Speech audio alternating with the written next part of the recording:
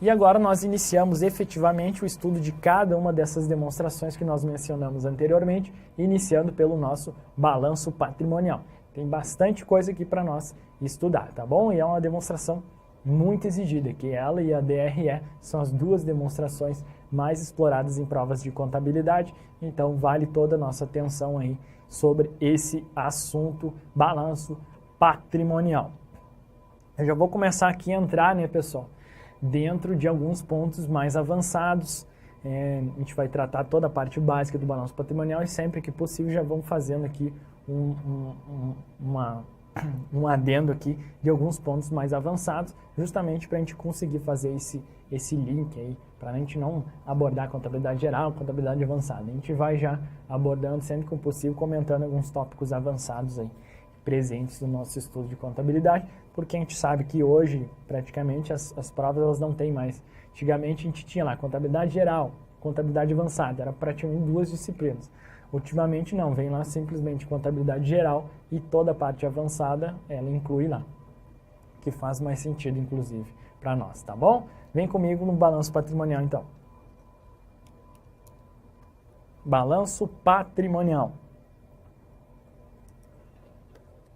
Qual o conceito, pessoal, de balanço patrimonial? O balanço patrimonial é uma demonstração contábil financeira. Então, você vai encontrar aí demonstração contábil, demonstração financeira. Isso são termos semelhantes, apesar de que demonstração contábil no nosso país é mais abordado aí esse termo demonstração contábil. Mas demonstração contábil ou demonstração financeira são expressões semelhantes, tá bom? Cuja finalidade reside na apresentação da posição financeira e patrimonial da empresa em determinada data. Então, o que acontece? O balanço patrimonial representa uma posição, pessoal, estática. Uma posição estática, compreendendo todos os bens e direitos, ou seja, o meu ativo, as obrigações, meu passivo exigível e o meu patrimônio líquido da entidade em uma determinada data. Então, o balanço patrimonial representa uma posição estática. Isso é muito explorado em prova. Nós veremos aí na sequência do nosso curso, quando a gente elaborar algumas questões aqui para fixação do conhecimento. Posição estática. Qual posição? Posição financeira e patrimonial em determinada data. Geralmente aí no final do ano, mas podem ser aí divulgadas trimestralmente, mensalmente, enfim. Ele pode ser fechado no período que a empresa, de acordo com a necessidade da empresa. Beleza? Qual é a estrutura básica do balanço patrimonial? Nós temos duas colunas. A coluna do ativo e a coluna do passivo. O ativo ele se divide em dois grupos, o ativo circulante e o ativo não circulante. O passivo também é dividido em dois grupos, passivo circulante e passivo não circulante. Além disso, dentro da coluna do passivo, nós temos o patrimônio líquido. Mas sempre lembrando, né, pessoal, aqui nós temos o passivo exigível. São aqueles sinônimos que sempre caem em prova. E aqui é o passivo não exigível. Aqui no passivo exigível, nós temos o quê? Os recursos de terceiros. Aqui no passivo não exigível, no meu patrimônio líquido, na minha situação líquida, nós temos os recursos próprios. Tá bom? Então, duas colunas, ativo, passivo. Ativo divide-se em ativo circulante e não circulante, o passivo também circulante e não circulante, e também o patrimônio líquido, que é o que? O meu passivo não exigível. Essa é a estrutura mais básica aí para você entender nesse início aqui de conversa, tá bom? Estrutura e classificação das contas. Segundo o caput do artigo 178, as contas serão classificadas segundo os elementos do patrimônio que registrem e agrupadas de modo a facilitar o conhecimento e a análise da situação financeira da companhia. Esse artigo, caput 178, também é exigido em prova de forma literal. As contas serão classificadas segundo os elementos do patrimônio. Quais são os elementos do patrimônio? Ativo, passivo e PL, que registrem e agrupadas de modo a facilitar o conhecimento. Por isso que eles são agrupados aí, por exemplo, ativo circulante, ativo não circulante. Dentro do não ativo circulante, nós vamos ter outros subgrupos aqui, imobilizado, intangível, né? Realizável a longo prazo, investimentos. Todos esses subgrupos nós vamos estudar aí logo na sequência. Nós vamos ter lá o passivo circulante, passivo não circulante e nós vamos ter o patrimônio. Então elas são agrupadas de modo a facilitar o conhecimento e a análise da situação financeira. Beleza? É isso que fala o meu caput aí do artigo 178. É isso aqui, pessoal. Essa já é uma estrutura um pouco mais elaborada. Nós vamos ter aqui o ativo circulante, que vai me retornar os bens e direitos de curto prazo, as minhas contas retificadoras, né, aquelas contas redutoras que nós já estudamos em nosso curso. Ativo não circulante, então outro grupo. E nós temos aí o subgrupo ativo realizável a longo prazo. O ativo não circulante ele se divide em ativo realizável a longo prazo, os meus bens e direitos de longo prazo, diminuído aí das minhas contas redutoras, retificadoras. Os investimentos, os imobilizados, que envolve basicamente os bens tangíveis, e o intangível, que envolve basicamente os meus bens, né, direitos intangíveis. Do lado do passivo, nós temos o grupo passivo circulante, as minhas obrigações de curto prazo, de forma bem básica. O passivo não circulante, que são as minhas obrigações de longo prazo. E o grupo do patrimônio líquido, que envolve o meu capital social, reduzido aí pela conta redutora, capital integralizar, os meus gastos com emissão de ações. Nós temos as reservas de capital,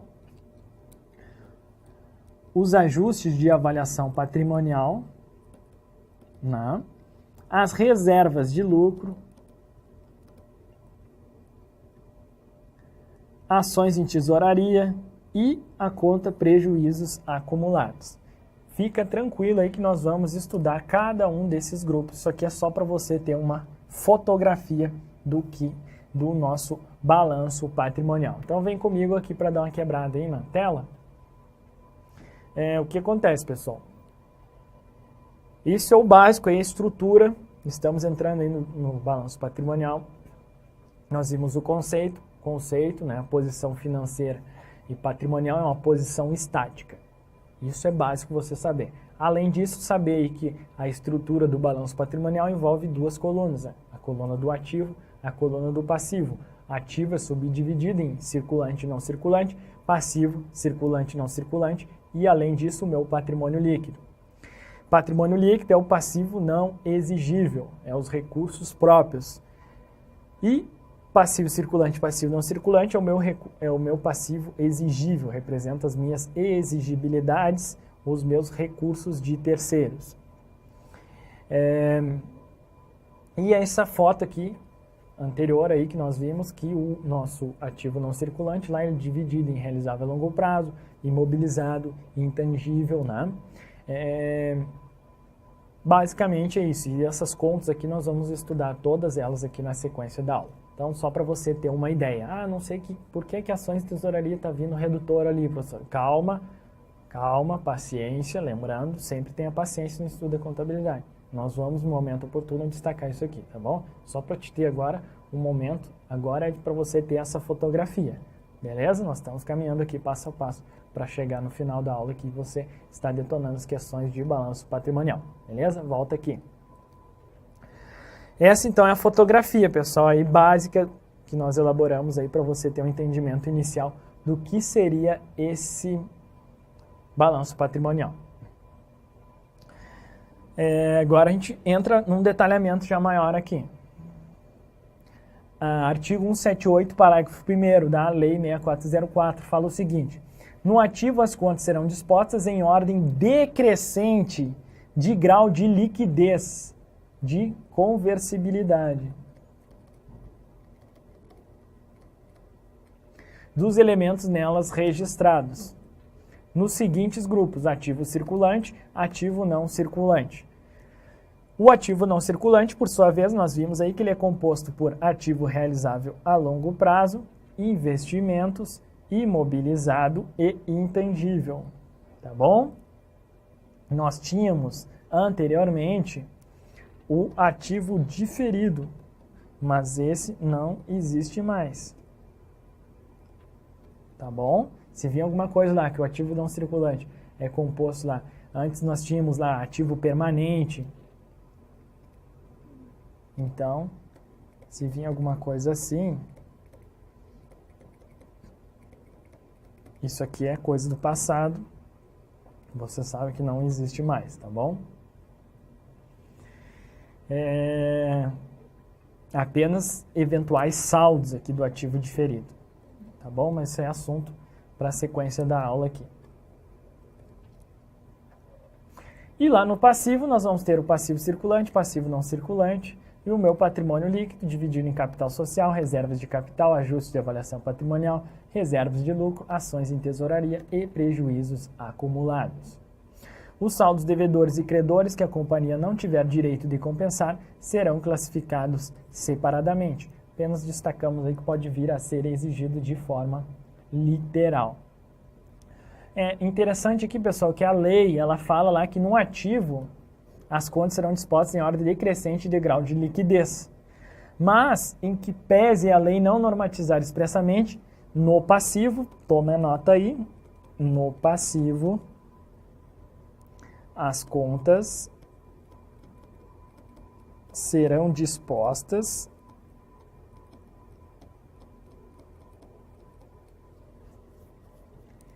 em ordem decrescente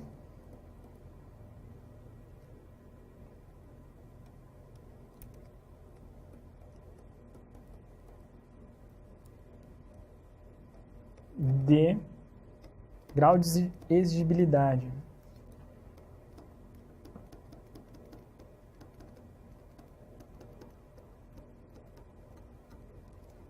Dos elementos nela registrados. Então, pessoal, as obrigações vincientes aí até o término do exercício seguinte são classificadas no passivo circulante, né? E as obrigações vincientes após o término do exercício seguinte serão classificadas no passivo não circulante.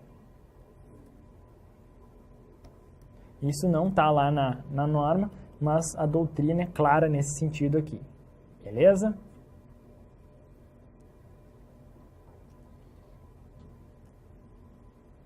É isso aí que nós vimos, ó. Grau decrescente de conversibilidade, de liquidez e grau decrescente de exigibilidade. Então, quanto mais fácil esse bem for conversível, né? Então, por exemplo, o caixa aqui ele vai estar bem em cima aqui. Por quê? Porque ele já é recurso praticamente. Só tiro do caixa já é dinheiro. Depois vai ter o banco. O banco eu preciso ir lá no banco para sacar. Tem uma dificuldade maior aí, né, de conversibilidade. Um veículo, né, um direito aqui realizável no longo prazo. Então, uma duplicata a receber longo prazo. Vai estar aqui, né? É mais fácil eu transformar em dinheiro. Enfim, eu posso lá descontar essa duplicata no banco. Eu consigo vender, agora transformar em moeda. Agora um veículo já tem, vai estar aqui, né? Um investimento, né? Uns bens aqui, isso aqui é bens e direitos, né, pessoal? Coloquei bens aqui, mas bens e direitos. Então tem uma aplicação financeira, né? Então eu posso aí de longo prazo, posso transformar ela em moeda. Depois eu tenho um veículo já é mais difícil, né, pessoal? Tem que anunciar o veículo, tem que vender até eu receber esse valor, enfim, demora, tem um prazo maior. Então, grau decrescente de liquidez, de conversibilidade. E aqui também grau decrescente de exigibilidade. Então, as obrigações de curto prazo têm maior exigibilidade, né, do que uma obrigação lá de longo prazo. Tranquilo? Basicamente é isso aí que você deve saber sobre esses pontos, né? Então, o grau de liquidez está associado ao prazo no qual os bens e direitos podem ser transformados em dinheiro. Já o grau de exigibilidade, então aqui no grau de liquidez, quanto menor o prazo, maior a liquidez. Então, quanto menor o prazo, maior a liquidez. Tá bom? Do outro lado aqui, a exigibilidade está associada ao que? O prazo no qual as obrigações devem ser pagas. Então, quanto menor o prazo,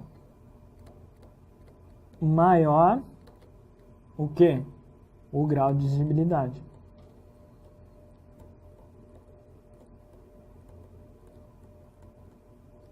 Beleza? Quanto menor o prazo, maior o grau de exigibilidade. Então, curto prazo, maior o grau, vai estar aqui em cima. Longo prazo, menor o grau de exigibilidade, vai estar aqui embaixo, grau decrescente de exigibilidade. Isso aqui acho que ficou bem claro, né, pessoal? Então, agora, nós vamos aí... basicamente, eu tinha colocado aqui. Foi isso que eu coloquei anteriormente. Então, vamos lá. Só para a gente fazer um esqueminha aqui do que nós estudamos aí. Balanço patrimonial, então, resumindo o que nós vimos. Ativo circulante, não circulante, passivo circulante, não circulante, PL. Ativos circulantes, disponíveis para realização imediata ou expectativa de realização até 12 meses após a data das demonstrações contábeis.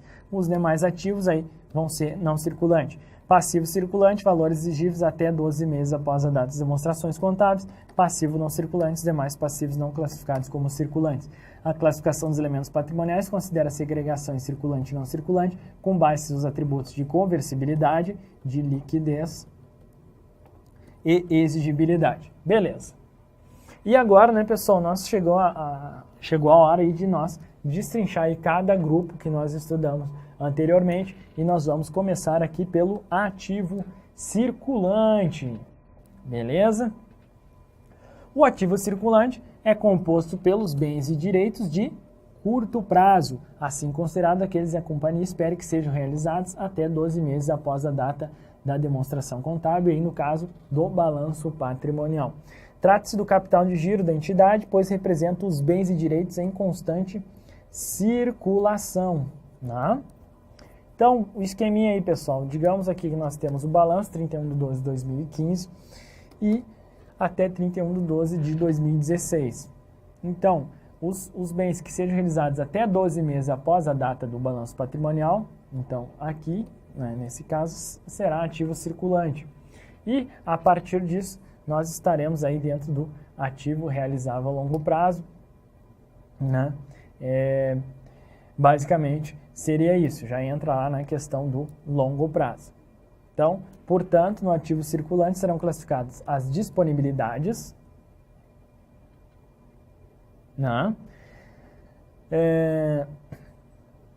O que mais? Os direitos realizáveis no curso do exercício social subsequente e as aplicações de recursos em despesas do exercício seguinte.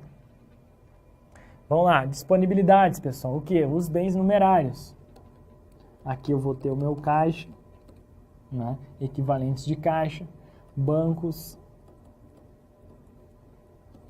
aplicações financeiras de liquidez imediata.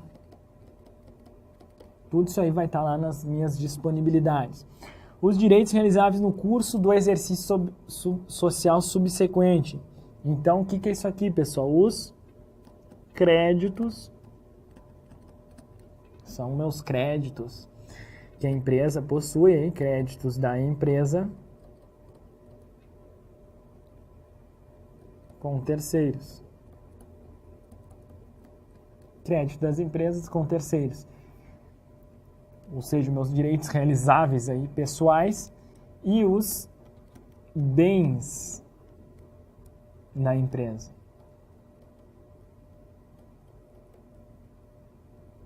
Os direitos realizáveis reais. direitos realizáveis pessoais, direitos realizáveis reais, tá bom? Esses são os direitos realizáveis no curso do exercício social subsequente.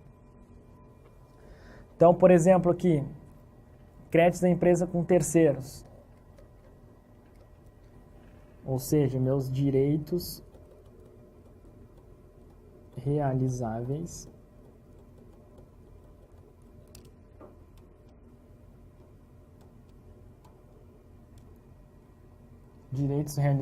pessoais.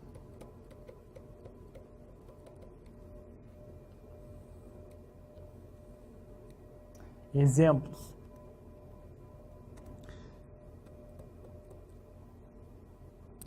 Duplicatas a receber.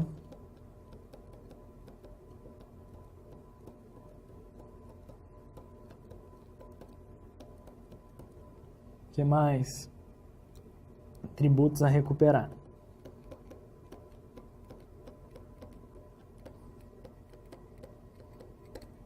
Só para a gente dar 2 exemplos aí. Direitos realizáveis reais.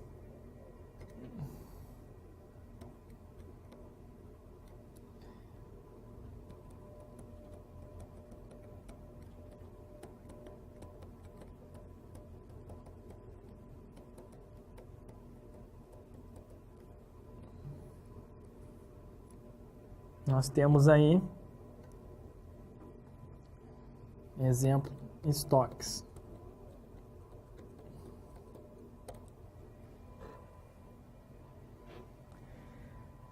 Tranquilo?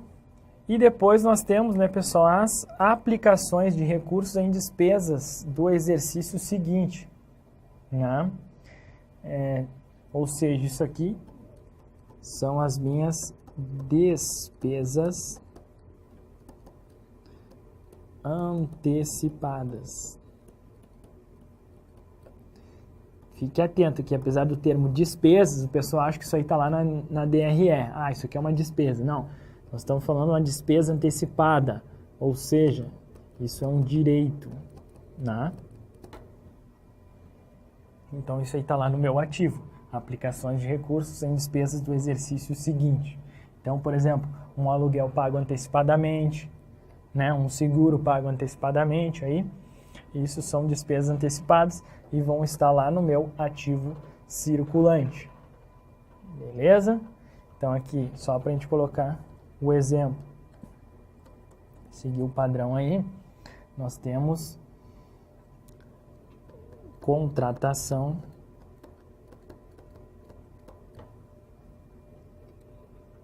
de um seguro.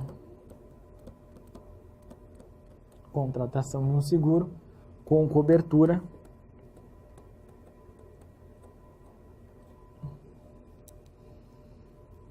no exercício seguinte, né?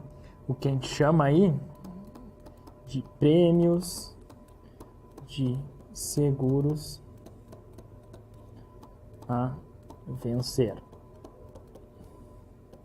A famosa conta aí que gera muita discussão no início dos estudos, a conta prêmios de seguros a vencer. É uma aplicação de recurso em despesas do exercício seguinte, portanto, é classificado no ativo circulante.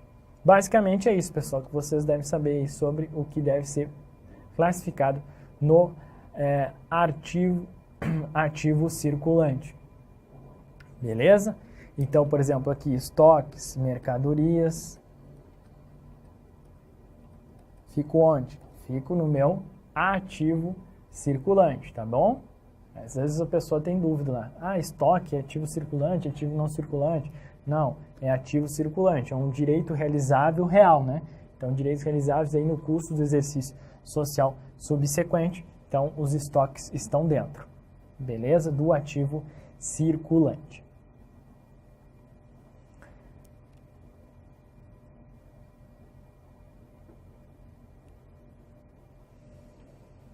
Uma questão aqui interessante, pessoal, é o seguinte, está lá no artigo 179, parágrafo único da Lei 6404. Ela fala o seguinte, Na empresa em que o ciclo operacional tiver duração maior que o exercício social, a classificação no circulante terá por base o prazo desse ciclo. O que é esse ciclo operacional? É um intervalo de tempo em que uma entidade adquire matéria-prima, no caso da indústria, ou adquire mercadorias, no caso de uma empresa comercial, efetua a produção, no caso da indústria, ou vende e recebe valor correspondente à venda, no caso aí de uma empresa comercial. Então é todo aquele intervalo, desde a aquisição de matéria-prima ou mercadoria, toda a questão da produção, venda e recebimento do valor correspondente a essa venda. Esse é o ciclo operacional. Então lá, por exemplo, pessoal, se o ciclo operacional for de 18 meses, esquece aquela questão lá dos 12 meses. Não, nesse caso aí o que vai acontecer? Eu vou utilizar essa segregação entre circulante ou não circulante, esse prazo de 18 meses, que é o que? O ciclo operacional. Mas eu só vou considerar o ciclo operacional se a questão lá falar especificamente. Se ela falar, o ciclo operacional da entidade é de 18 meses, é de 16 meses. Então, essa classificação no circulante terá por base o prazo desse ciclo operacional. Esse é um parágrafo único aí, muito exigido em prova. Beleza?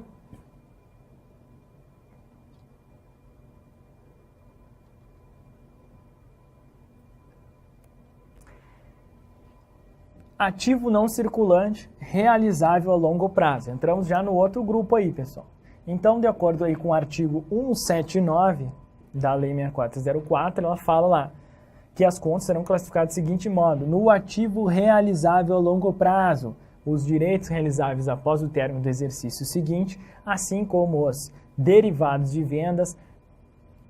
Então lá, direitos realizáveis após o término do exercício seguinte, derivados de vendas, adiantamentos ou empréstimos às sociedades coligadas ou controladas, diretores, acionistas ou participantes no lucro da companhia que não constituírem negócios usuais na exploração do objeto da companhia.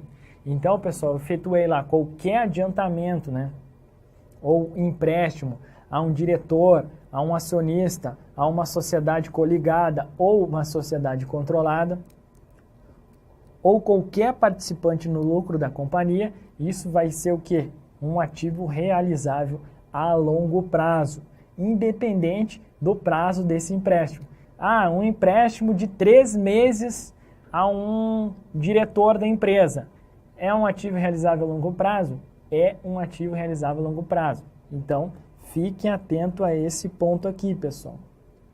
Isso aqui cai bastante em prova, porque o examinador sabe lá que você está com a cabeça nos 12 meses, aí ele põe lá, um empréstimo a uma sociedade coligada, nos termos da Lei 64, é classificado no ativo circulante, tendo em vista lá que até 12 meses da data das demonstrações. E ele ainda fala lá, e você acha a coisa mais linda, realmente isso aqui é. Não, fique atento. Isso aí vai ser considerado o quê? No ativo realizável a longo prazo, tá bom? Não caia nessa pegadinha aí, velha já, que cai em prova. Então, no ativo realizável a longo prazo, nós temos aí os direitos realizáveis após o término do exercício seguinte, né?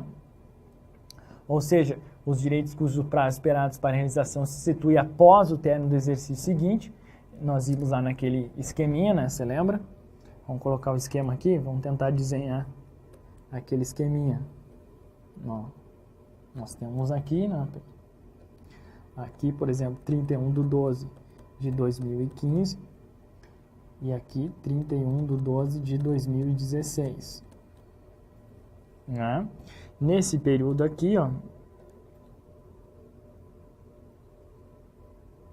nós vamos ter o que? O ativo circulante. E nesse período aqui, ativo realizável a longo prazo. Então, direitos realizáveis após o término do exercício seguinte. Beleza, pessoal? Então, exemplo aqui.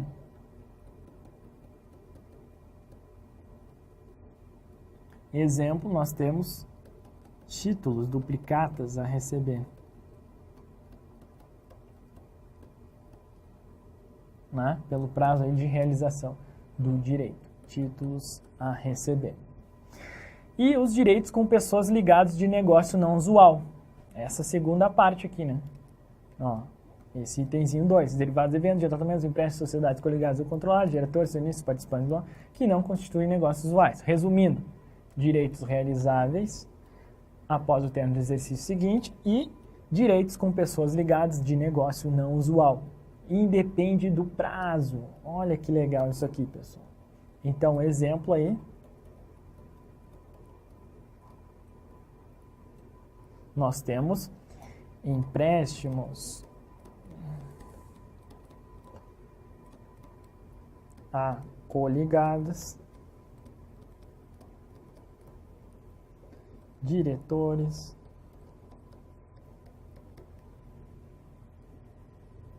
ou acionistas.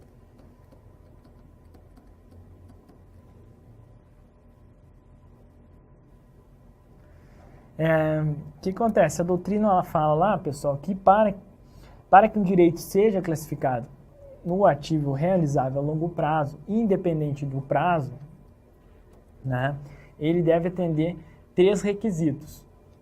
Não sei se eu coloquei aqui. Não. Quais são esses requisitos?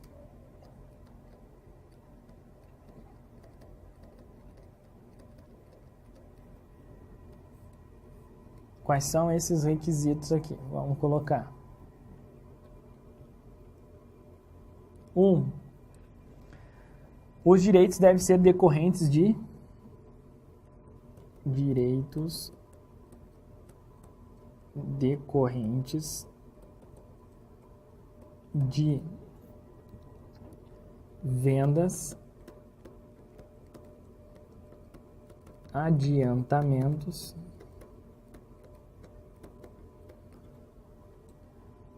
ou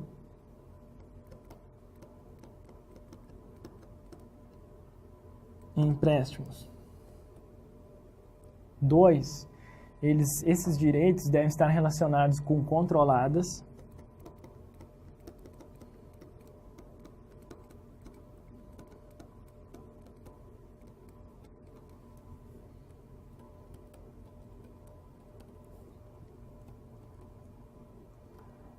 ou coligadas, né?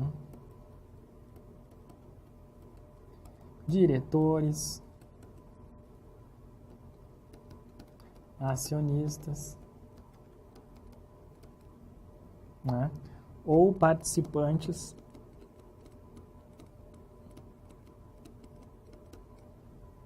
no lucro. Tá bom? Então, 1, 2, vamos colocar o terceiro aqui. 3.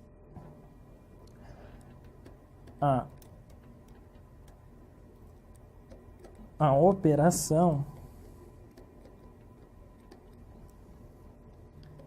deve ser não usual. Então é isso aí, pessoal. Ativo realizável a longo prazo, direitos realizáveis após o término do exercício seguinte, exemplos, títulos a receber, ou direitos com pessoas ligadas de negócio não usual. Independe do prazo, lembrando desses 3 requisitos. Ou seja, tem que decorrer de direitos decorrentes de vendas, adiantamentos ou empréstimos, direitos relacionados com controladas, coligados, diretores, acionistas ou participantes do lucro, e a operação deve ser não usual. Beleza? Então, se eu tenho lá, digamos assim, uma instituição financeira, ou seja, o negócio dela é emprestar. Ou seja, emprestar dinheiro, empréstimo, é uma operação usual, nesse caso. Beleza? Então, lembre-se que se for uma instituição financeira, toda essa regra aqui já acaba, nesse caso, incorrendo aqui no requisito 3. Né? Esses 3 requisitos, eles são cumulativos. Cumulativos.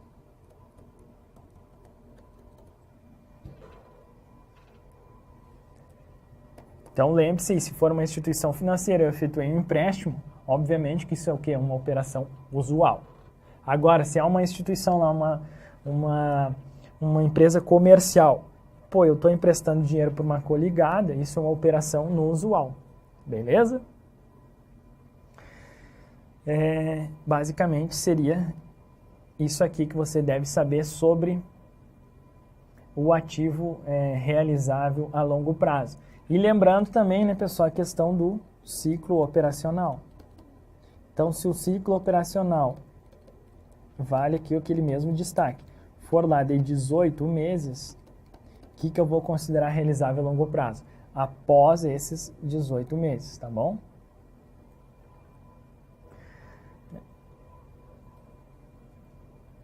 Então, se o ciclo operacional for de 18 meses, tudo que tiver lá dentro desse prazo de 18 meses é classificado aonde? No ativo circulante. Os demais que excederem esse prazo serão classificados no meu ativo realizável a longo prazo.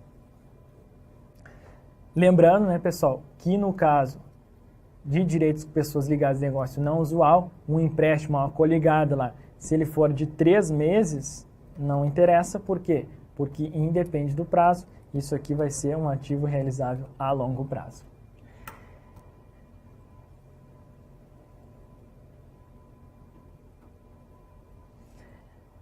Por fim, o último destaque, pessoal. Em regra, eu falei lá que nós temos os estoques é igual a ativo circulante. Não falou nada, estoques é igual a ativo circulante. Mas vale destacar que no ativo realizável a longo prazo, o último destaque para a gente fechar aqui o ativo realizável a longo prazo. Vale destacar aí que no ativo realizável a longo prazo, com exceção das disponibilidades, né, que disponibilidade sempre vai ser ativo circulante, nós podemos aí poderão figurar todas as demais contas representativas das aplicações de recursos em bens e direitos, inclusive lá das despesas pagas antecipadamente, desde que tenha o prazo de realização superior a 12 meses, aqui no caso da regra geral, não considerando o ciclo operacional, né? Ou superior à duração do ciclo operacional. Então, sempre que tiver lá, por exemplo, estoques, vai e não falar nada, se simplesmente vir estoques, você considera ativo circulante. Agora, se a questão lá falar estoques realizáveis no longo prazo, isso vai ser o quê? Ativo realizável no longo prazo, tá bom? Então, nós vamos ter lá duplicatas a receber. Não falou nada, duplicatas a receber. Não falou nada, isso aqui é o quê? Ativo circulante. A questão falou lá, duplicatas a receber, longo prazo. Isso vai ser o quê? Ativo realizável a longo prazo, tá bom? O último detalhezinho aí. Sempre que tiver longo prazo, nós vamos considerar o quê? Ativo realizável a longo prazo. Beleza? Com isso, nós destrinchamos aí o ativo realizável a longo prazo. Vem comigo aqui para a gente dar uma quebrada aí na tela. Tá valendo aí, pessoal? Tudo tranquilo? Na paz, né? A gente tá vendo todos os detalhezinhos aqui que estão lá no nosso PDF. Com calma, na paz aqui, olhando no nosso vídeo aqui. Então, o que nós já vimos aí? Toda a conceituação, toda a estrutura. Já verificamos aí que se divide quais são os grupos do balanço patrimonial. E agora nós estamos detalhando cada um desses grupos aí. Nós vimos aí o ativo circulante e acabamos de fechar o ativo realizável a longo prazo. Beleza? Agora aqui na sequência nós vamos ver aí os investimentos, imobilizado, intangível, sempre destacando alguns pontos aqui presentes aí nas normas, nos CPCs. Tá bom? Vem comigo então aqui, vamos dar sequência, que tem bastante coisa de balanço patrimonial ainda para nós estudarmos. Ativo não circulante, investimentos. Então, de acordo com o artigo 179 da Lei 6404 de 76, nós temos lá, né, as contas serão classificadas do seguinte modo: em investimentos, as participações permanentes em outras sociedades e os direitos de qualquer natureza. Então, participações permanentes, beleza, em outras sociedades. E 2, os direitos de qualquer natureza, obviamente que não classificáveis no ativo circulante e que que não se destine à manutenção da atividade da companhia ou da empresa. Porque se destinar à manutenção da atividade da companhia ou da empresa, isso aqui vai ser o quê? Imobilizado, que nós vamos ver aí na sequência. Olha que bonito, tudo vai se encaixando. Com paz e amor no coração, vocês vão entendendo a nossa contabilidade, tá bom? Fica tranquilo aí que vai dar tudo certo na nossa vida. Bem, investimentos aqui, antes de nós passar para o imobilizado. Exemplos, né? Só para a gente colocar aqui exemplos.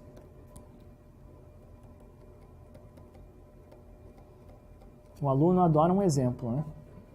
Obviamente, os exemplos eles facilitam o nosso entendimento.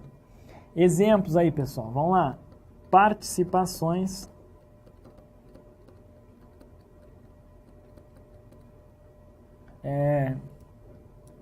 incontroladas, incoligadas.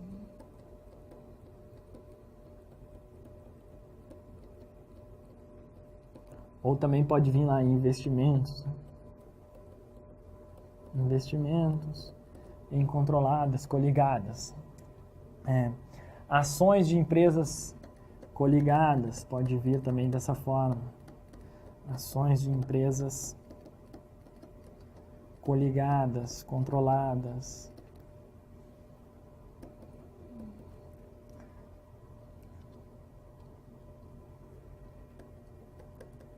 Terrenos para utilização futura.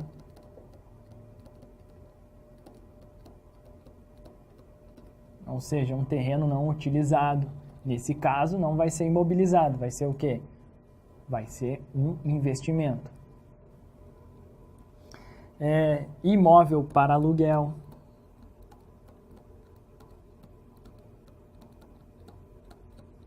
Também aqui pode ser classificado como investimento. Então, vamos botar um asterisco aqui. Se vocês forem lá no meu canal do YouTube, Contabilizando, eu tenho uma dica aí de uns 5, 10 minutos que eu falo sobre essa questão aqui do imóvel para aluguel. Justamente porque isso aí gera dúvida. O imóvel para aluguel ele pode ser tanto um investimento como imobilizado, pessoal. Depende o que da finalidade desse aluguel. Então, ele vai ser classificado lá no imobilizado quando o aluguel estiver relacionado às atividades fins da empresa. Caso o aluguel não esteja relacionado com as atividades da empresa, nós classificamos como investimentos. Beleza? Então, vou botar aqui, ó, dica YouTube, para você procurar lá. Tu entra lá no meu canal do YouTube, Contabilizando, digita lá Contabilizando, professor Gilmar Possati, vai aparecer. Aí tu entra na playlist, 200 dicas, playlist lá Receita Federal. Tem uma dica lá, justamente sobre essa questão do imóvel para aluguel. Mas beleza? Ele pode ser tanto no investimento, né? Aqui seria então uma propriedade para investimento. Tem um CPC que trata somente disso, CPC 28, propriedade para investimento. Ou ele pode ser aí ativo imobilizado, né? CPC 27. Então, fica a dica aí, entra lá na dica do YouTube, lá no nosso canal Contabilizando, que tem uma diquinha, eu coloco uma questão sobre isso aí, tá bom?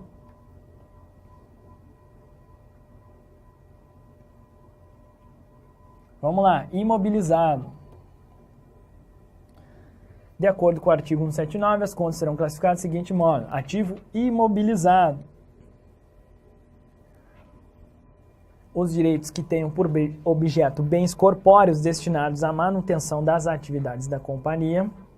Os direitos que tenham por objeto bens corpóreos destinados à manutenção das atividades da companhia ou da empresa ou exercidos com essa finalidade, inclusive os decorrentes de operações que transfiram à companhia os benefícios, riscos e controle desses bens.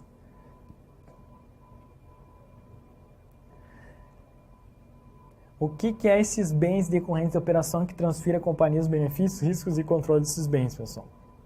É aquela questão lá que sempre está presente, tanto na contabilidade geral, quanto na contabilidade pública. Questão da essência sobre a forma. E o exemplo clássico que são os arrendamentos.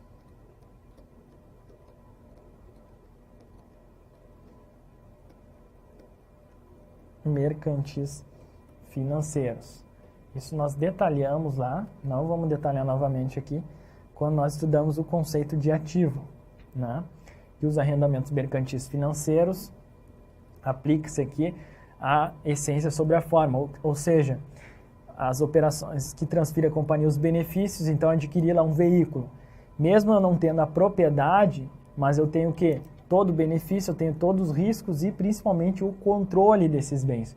A primazia da essência sobre a forma fala isso, que não precisa lá, dentro do caso do ativo aqui, um exemplo, né, de aplicação da essência sobre a forma, eu não preciso ter a propriedade, mesmo se eu tenho os benefícios, os riscos e o controle de determinado veículo adquirido. Então, vou botar aqui, ó, veículo adquirido por meio de um arrendamento mercantil financeiro. Né? Isso aqui vai estar classificado onde? No meu ativo imobilizado, mesmo que eu não tenha a propriedade, né? Isso é o que caracteriza o meu arrendamento mercantil financeiro, é justamente o que? Essa questão dos riscos e os benefícios ficam com quem? Com o meu arrendatário, né? Se os riscos e os benefícios ficam com o arrendador, aí nós temos um arrendamento operacional, beleza? Mas isso é estudo lá do CPC 06, né? Um aspecto mais avançado aí que nós vamos estudar na sequência do nosso curso aí. Mas basicamente você deve saber por hora que os arrendamentos mercantis financeiros, eles devem ser reconhecidos no balanço patrimonial como o quê? Como ativo imobilizado, tá bom? E só para deixar registrado aqui, é um tópicozinho de contabilidade avançada. Arrendamento operacional é uma espécie de um aluguel, né? Ou seja, todos os riscos lá decorrentes de um determinado bem aí arrendado de maneira operacional, ele não deve ser reconhecido. Ser reconhecido no meu balanço patrimonial, tá bom? Arrendamento operacional, riscos e benefícios com o arrendador. Arrendamento financeiro, riscos e benefícios com quem? Com o arrendatário. Exemplo clássico aí, o veículo adquirido por meio do arrendamento mercantil financeiro. Eu vou ter todos os benefícios, os riscos e o controle desses bens. Então, isso aí é classificado lá no meu ativo imobilizado, tá bom?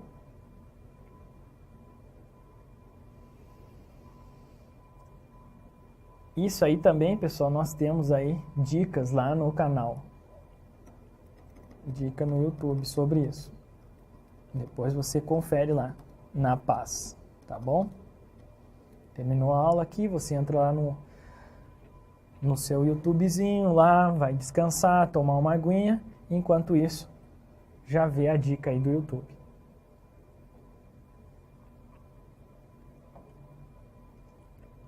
Segundo o CPC 27, ativo imobilizado é o item tangível, obviamente, corpóreo, material, que é mantido para uso na produção ou fornecimento de mercadorias ou serviços, para aluguel a outros ou para fins administrativos, e aquele que se espera utilizar por mais de um período. Beleza? Tranquilo, né? Isso é o que está lá no CPC 27.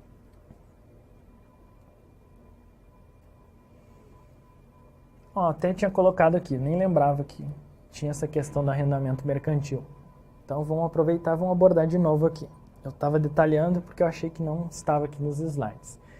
Então vamos revisar o que eu falei lá. Arrendamento pode ser dois tipos, operacional e financeiro. Então qual é a diferença fundamental? Na questão das transferências de riscos, né? Se há transferência de riscos, estamos diante de um arrendamento financeiro. Caso contrário, nós estamos diante de um arrendamento operacional.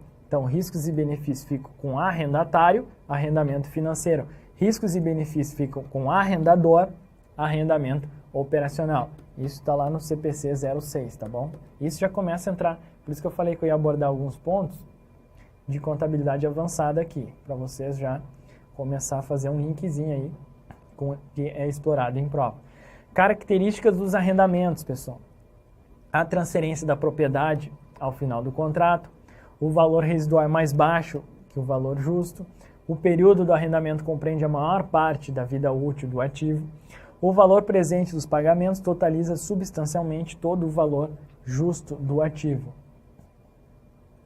E o ativo arrendado, por ser de alta especialização, apenas o arrendatário pode usá-lo sem grandes modificações. Algumas características aí dos arrendamentos.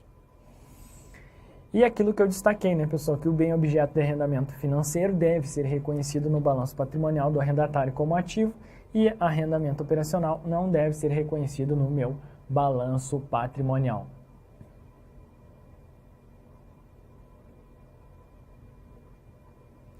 Contabilização dos arrendamentos. Arrendamento financeiro. Então, exemplo aí, realização de um arrendamento mercantil de um veículo, exemplo clássico, né? No valor justo de 30 mil, o qual será pago em 5 prestações anuais de 7 mil, sem valor residual. Né? Então, eu vou debitar veículos, né? Vai aumentar o meu ativo no valor de 30 mil. Eu vou debitar a conta juros a transcorrer, a vencer, que é uma conta redutora de passivo, nesse caso. Né? E vou creditar arrendamento mercantil a pagar, passivo, 35 mil, que nada mais é do que 7 mil vezes 5 prestações, tá bom? Então, o que acontece? Como que vai ficar lá a minha situação patrimonial? Meu balanço patrimonial. Ativo, passivo. Então, eu vou ter aqui veículos, 30 mil, e eu vou ter lá arrendamento mercantil a pagar, 35 mil, e essa conta aqui vai vir reduzindo, vai ser redutora. Menos o que? Juros a transcorrer, juros a vencer, no valor de 5 mil. O total aqui vai ficar 30 mil e 35 menos 5, 30 mil. Beleza? Tranquilo, pessoal? Essa conta aqui gera muitas dúvidas, mas elas podem ser tanto do ativo ou do passivo.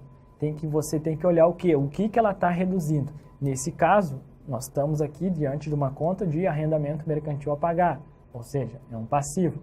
Logo, essa conta, nesse caso aqui, juros a transcorrer, juros a vencer, encargos financeiros a transcorrer, encargos financeiros a vencer. É tudo a mesma conta. Ela está reduzindo o quê? Um passivo. Logo, ela vai ser classificada onde? No meu passivo.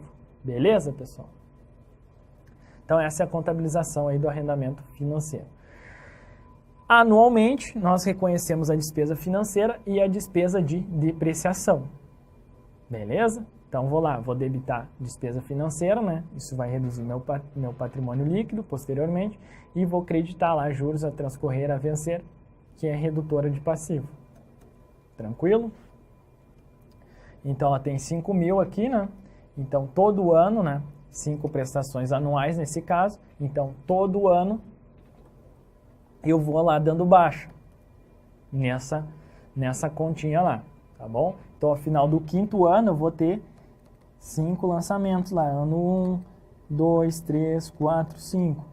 Todo ano eu dou baixa em R$1.000. Ao final do 5º ano, eu zero essa conta juros a vencer. E todo ano eu também, né? Efetuo aqui a minha despesa de depreciação. Sempre quando vir o termo depreciação, por exemplo, entendam que ela está se falando aqui, a despesa de depreciação. Nós temos a despesa de depreciação e a depreciação acumulada. Despesa de depreciação, conta de resultado, é uma despesa. Depreciação acumulada é uma conta patrimonial, só para a gente revisar aí as contas. né? Sempre surge dúvida lá no fórum de dúvida. Professor, qual a diferença da conta depreciação para conta depreciação acumulada? Essa depreciação acumulada, pessoal, ela vem no meu balanço patrimonial, é uma conta patrimonial, é uma conta redutora de ativo. Já a depreciação é o que? Uma despesa de depreciação, uma conta de resultado, tá bom? Isso aqui vai lá para minha demonstração do resultado do exercício. Belezinha? Mas fica tranquilo que nós vamos estudar aí a contabilização da depreciação, tá? Só para a gente adiantar um pouquinho. Contabilização do arrendamento operacional. Exemplo, realização de um arrendamento operacional de um veículo pelo prazo de 3 anos, pagando o valor de R$1.000 mensais. Olha a diferença, pessoal. Operacional é o que? Imaginem como se fosse um aluguel. Despesa de arrendamento, isso vai lá para o meu resultado e eu credito a conta caixa bancos aqui, um ativo de R$1.000, tá bom? Veja que isso aí não vai lá para o meu balanço patrimonial, vai direto para resultado. Essa é a diferença aí entre a contabilização do arrendamento financeiro para o arrendamento operacional. Beleza? Vamos para o intangível aqui. Ativo não circulante e intangível. Vamos lá, o que a gente precisa saber sobre o intangível? Artigo 179, de novo, agora o inciso 6º. No intangível, né, o que são classificados no intangível? Direitos que têm por bem, que têm por objeto, bens incorpóreos, né, imateriais, intangíveis, destinados à manutenção da companhia ou exercidos com essa finalidade, inclusive o fundo de comércio adquirido, que é o famoso aí, goodwill, tá?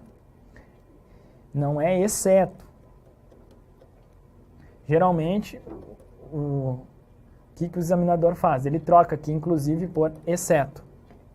Tá bom? Então, fica esperto aí. É inclusive o fundo de comércio adquirido, o goodwill. Segundo o CPC 04, é um pronunciamento contábil que trata especificamente do intangível, ele define ativo intangível como sendo um ativo não monetário, identificável e sem substância física. Então perceba que o intangível abrange as contas representativas dos recursos aplicados em bens imateriais, incorpóreos, tá bom? O que é um ativo monetário, pessoal? É um ativo que é ativo monetário. Só para você ter um entendimento melhor aí. É um ativo, isso aqui está lá no CPC 04. Já é contabilidade avançada também. É aquele representado por dinheiro ou por direitos a serem recebidos em uma quantia fixa ou determinável de dinheiro. Grana. Tranquilo? Então, pessoal, o que é um ativo não monetário? Que diz aqui. É uma definição que é residual, né? Ou seja, o que não é ativo monetário é um ativo não monetário. Tranquilo, né? Englobando, então, os bens e direitos não enquadrados na definição de ativo monetário, equipamentos, veículos. Então, para ser intangível, pessoal, não pode ser monetário. Então, é um ativo não monetário, identificável e sem substância física, obviamente, né? Característica mais importante, justamente por isso que o próprio nome diz, intangível.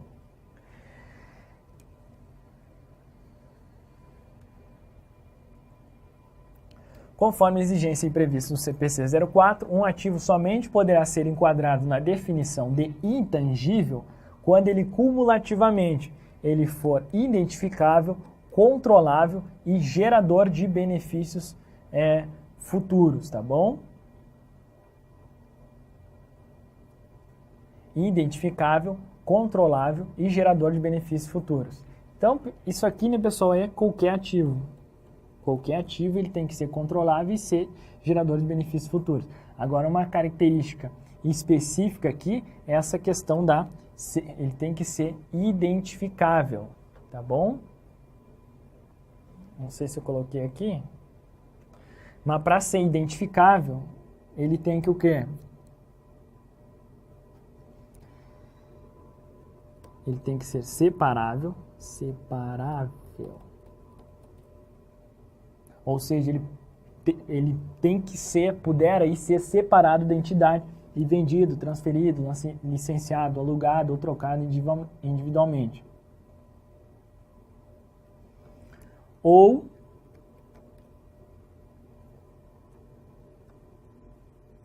separável ou resultar de direitos contratuais.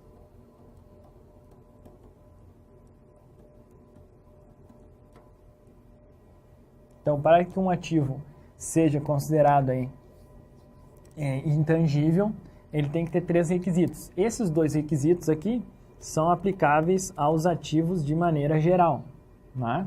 Controle e geração de benefícios futuros. O que separa o intangível, além dessas características anteriores aqui, né, pessoal? Ele tem que ser não monetário, né? Sem substância física, essa questão da identificação. Isso aí está tudo lá no CPC 04. E para ser identificável, a norma fala lá que ele tem que ser separável ou resultar de direitos contratuais. O que acontece, pessoal? Se eu não atendi lá, ele é controlável e gera benefícios futuros, mas ele não é identificável, né? Então, não é identificável. O que eu faço? O que acontece? Não é identificável. O que acontece nesse caso? Vou botar aqui, caso. Não é identificável. Nesse caso, pessoal, isso é básico. E sempre que eu não reconhecer no balanço, isso aí, o que vai acontecer? Vai ser reconhecido como no resultado. Então, reconhecido. Então, tive um determinado gasto com um elemento lá. Esse elemento não consegui enquadrar na definição de ativo intangível, né? Porque, por exemplo, aqui ele não é identificável. Eu não consegui lá separar ele e ele não resulta de direitos contratuais, enfim, ele não é identificável. Logo, eu vou reconhecer como despesa. Tá bom? Obviamente, no meu resultado, só para reforçar aqui.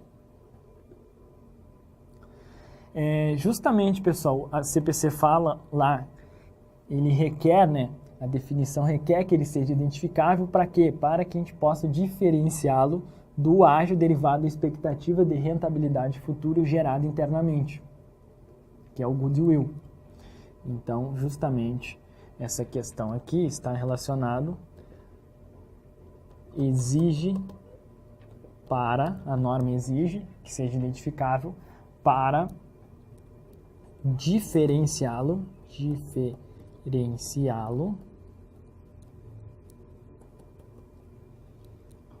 do ágio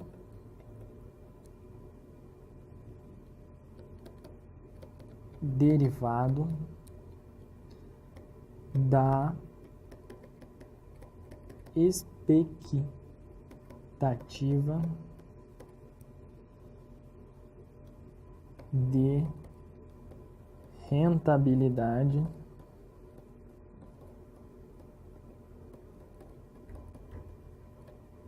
de rentabilidade futura gerado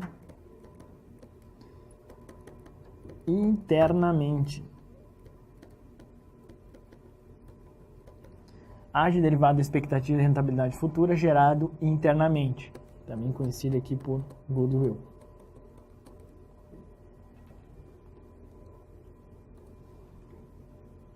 Nós temos 2 tipos de goodwill, pessoal. O gerado, o ágio, quando eu tenho um adquirido aí, e o gerado internamente, tá bom? O gerado internamente,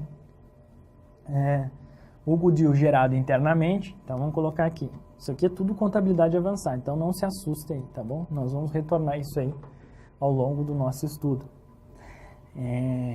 Mas são tópicos avançados aí que eu acho interessante nós já iniciarmos aqui, introduzir esses pontos mais avançados, já que nós estamos tratando de intangível, tem lá o CPC 04 que fala só sobre intangível, então nada mais interessante que nós abordarmos alguns pontos aqui já de contabilidade avançada, beleza? Então, goodwill nós temos dois tipos. Nós temos o gerado internamente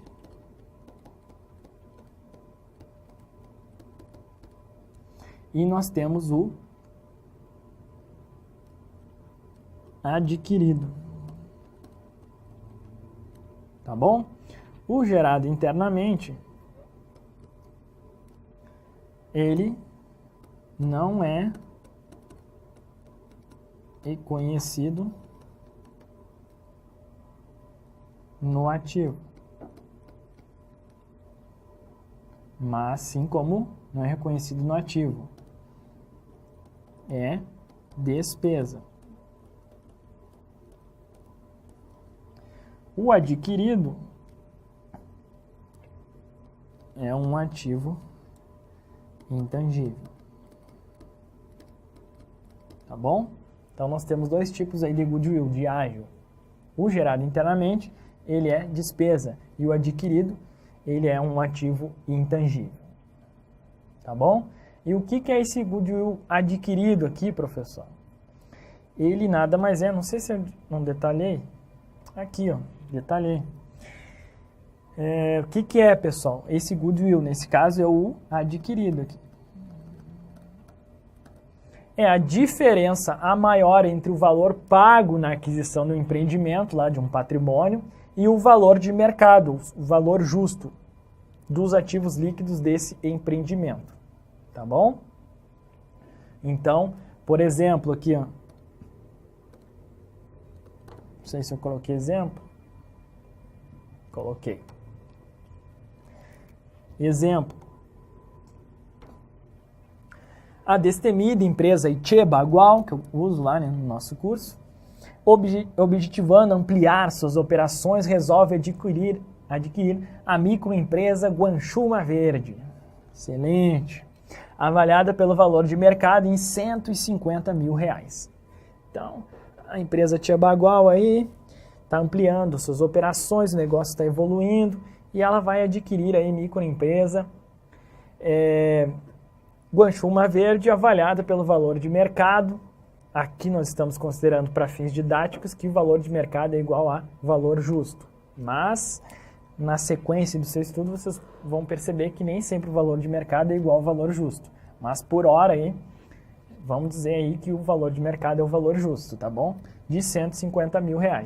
Porém, os administradores da Itê Bagual, após sólida análise de mercado e tendo em vista outros interessados no negócio, eles resolvem comprar a promissora empresa Guanchuma Verde pelo valor de R$200 mil.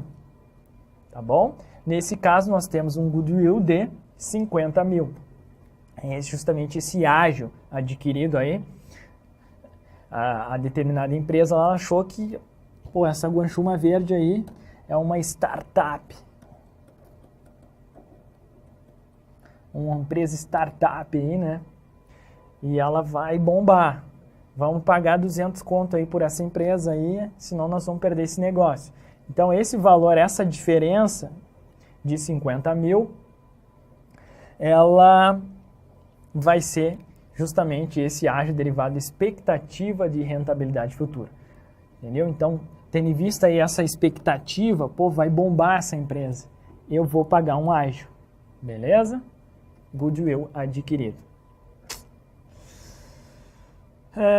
É justamente, né, pessoal, o que eu falei aí anteriormente, gerado internamente, não reconhece como ativo e sim como despesa, e o adquirido, ativo intangível. Veja aí, pessoal, como pode ser explorado na sua prova aí.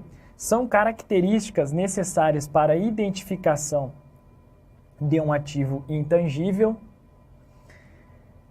apresentar a possibilidade concreta de reconhecimento futuro e ser indivisível.